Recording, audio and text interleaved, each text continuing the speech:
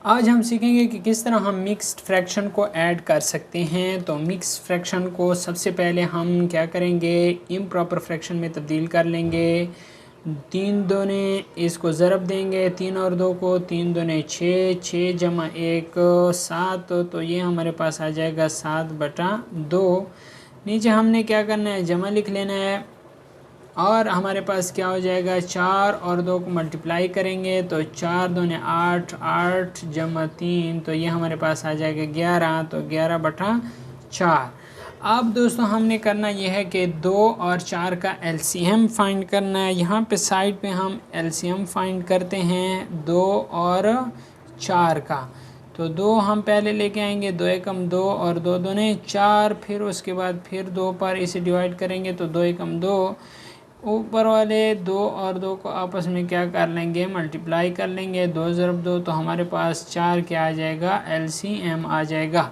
तो इसका एलसीएम हमारे पास 4 आ जाएगा। अब हमारे पास 7/2 है, तो 7/2 जमा 11/4। 2 को ऐसे हिंसे से मल्टीप्लाई करना है कि यहाँ से 4 है तो 2 को 2 से मल्टीप्लाई करना है, उधर भी 2 से मल्टीप्लाई करना है, इधर 4 है तो 1 से मल्टीप्लाई करना है, तो ये यही 4 आ जाएगा। अब देखें 7 दूने 14, 14/4 जमा 11 कम 11, 11/4।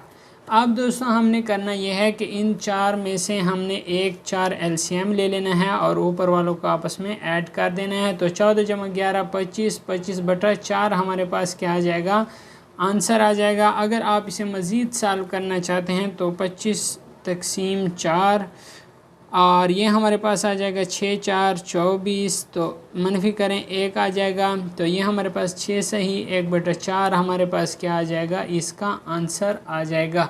तो दोस्तों आप मिक्स्ड फ्रैक्शन को इसी तरीके से क्या कर सकते हैं, ऐड कर सकते हैं। और अगर आप जो है ना और मेथड सीखना चाहते हैं तो आप इस चैनल को सब्सक्राइब कर लें ताकि आने वाली वीडियो का नोटिफिकेशन आपको बर वक्त मिल सके। Thanks for watching.